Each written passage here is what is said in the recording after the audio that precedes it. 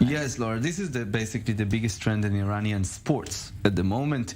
Since you remember the professional climber El Nazrikabi, who competed without the hijab, we've seen more and more athletes starting to make gestures that shows, for the interpretation of who want to interpret it somewhat, the untrust and, distancing themselves from the Islamic Republic authorities.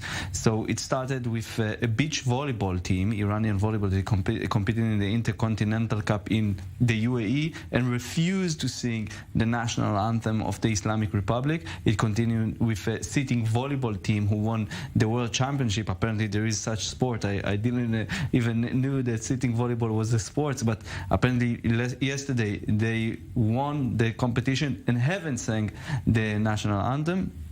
And on Thursday night, Team Eli, the Iranian national football team, maybe the biggest brand in Iranian sports, the most popular brand in Iranian sport, stood for a match against Nicaragua at Azadi Stadium, Tehran, not just a pitch, the national stadium of Iran. Yeah, we can see it over here. Only 2 players outside of the out of the lineup are singing the Iranian anthem there. And that's very brave, because you can imagine there will be super consequences. Brave. These are, and if you remember, we spoke about it, and I guaranteed you that at the moment the focus will be on Iran, whether it's in the England game, the Wales game, and obviously on November 29 against the USA. The Iranian players won't stay silent. So here they are staying silent, but their silence is very vocal and saying a lot. That next week when Iran playing England, we're talking about the 8 days from now, the whole world gonna see something different from the Iranian national team, because they care and they feel their people for sure. Yeah, and your heart really goes out to them when you see them standing there, because that must be very, very difficult and take an awful And as lot we of expected, this won't go unnoticed, because what's going on in Iran is apparently not just a round of protest or something like that. What's happening with the team itself then? 26-man squad. Yeah, Iran is one of the national teams that I cover mostly, and I was expecting the announcement of the squad taking place today. Waiting for Carlos Queiroz, the Portuguese coach, to announce which player are going with him. But apparently it was delayed for tomorrow, the last day to announce the squad. Speculations in Iranian media already speaking that there is disagreement between the coach and the FA, the Iranian FA, on which players should Coach Carlos Queiroz should take with him. What brings me to assume... Who will represent the country abroad. Exactly. Maybe one of those players that we just seen not singing the anthem could cause some kind of a breach between the coach and the FA. And one name, an important name that come up to mind is Sardar Azmoun, maybe one of the big 3 stars of this national team, player for Bayer Leverkusen in Germany, who was very provocative and active in his criticism towards the authorities on Instagram. We spoke about him several times here in the show in the past weeks. It will be very interesting to see Iran announcement for the squad, who's coming, who's not, who's influencing the decisions. Yeah, very interesting. Yeah, and it started in the US, didn't it? This kind of activism in sports, when we saw Colin Kaepernick taking the knee in protest at police brutality in the United States. It's become a kind of anti-racism gesture as well. And now there's one for Mahsa Amini, the Iranian girl who died in police custody as well. We also this is interesting, because we already discussed the fact that this event, the World Cup in Qatar, is basically a massive clash, a cultural clash, political clash, geopolitical clash between East and West.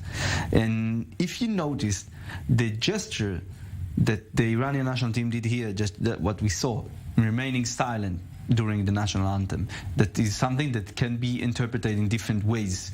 They are doing it because this is, they are trying to protect themselves.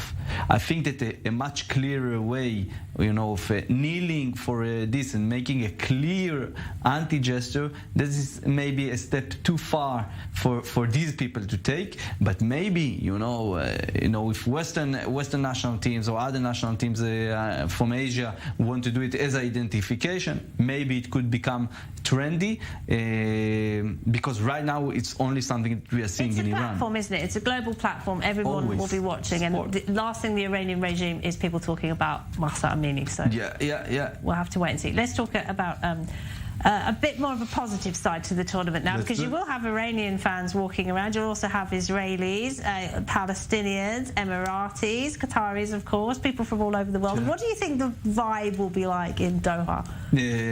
I think it will be fantastic, because one of the way to cover this event in Western media, for me in the past years as a journalist, was the challenge to explain that this is actually a fantastic opportunity for the Middle East.